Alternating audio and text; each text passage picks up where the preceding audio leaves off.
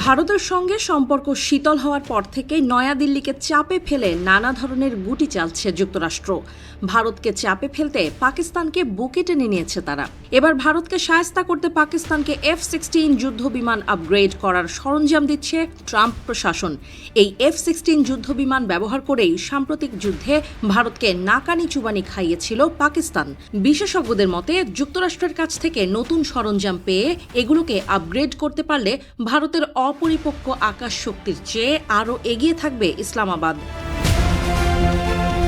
এদিকে পাকিস্তানের F-16 যুদ্ধবিমানের বহর আধুনিকায়নে যুক্তরাষ্ট্রের অনুমোদন দক্ষিণ এশিয়ার ভূ রাজনীতিতে নতুন প্রশ্ন সামনে এনেছে।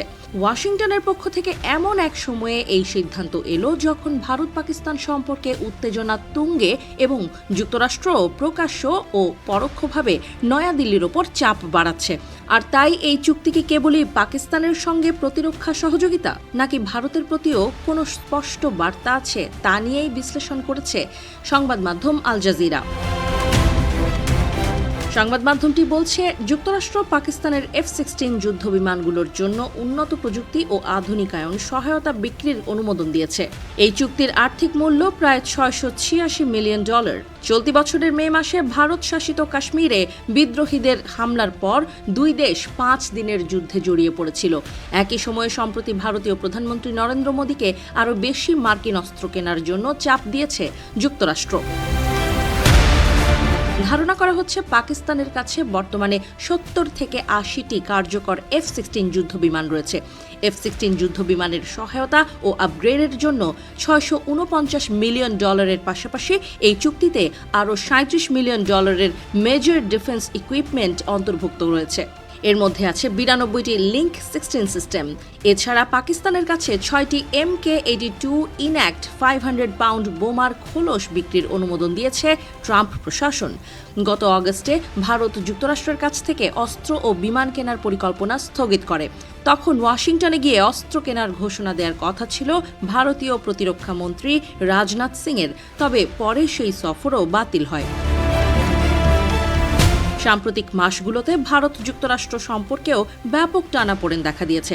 রাশিয়ার কাছ থেকে সস্তায় অপরিশোধিত তেল কেনার শাস্তি হিসেবে গত 6 আগস্ট ভারতের ওপর অতিরিক্ত 25% শুল্ক আরোপ করেন ট্রাম্প। এতে করে আগে থেকেই ভারতের ওপর থাকা 25% শুল্কের সঙ্গে মিলিয়ে দিল্লির ওপর মোট মার্কিন শুল্ক দাঁড়ায় 50%। এরপর যুক্তরাষ্ট্রের চাপে কিছুটা হলেও রাশিয়ার তেল কেনা কমিয়েছে ভারত। তবে নয়াদিল্লি জানিয়েছে মস্কো থেকে তেল কেনা পুরোপুরি বন্ধ করবে না। চীনের পর ভারতই রাশিয়ার দ্বিতীয় বৃহত্তম তেল ক্রেতা। আর সর্বশেষ গত সপ্তাহে নয়াদিল্লিতে বার্ষিক দ্বিপক্ষীয় সম্মেলনে প্রধানমন্ত্রী মোদীর সঙ্গে বৈঠকে রুশ প্রধানমন্ত্রী ভ্লাদিমির পুতিন বলেন, ভারতে নিরবিচ্ছিন্ন জ্বালানি সরবরাহ দিতে প্রস্তুত রাশিয়া।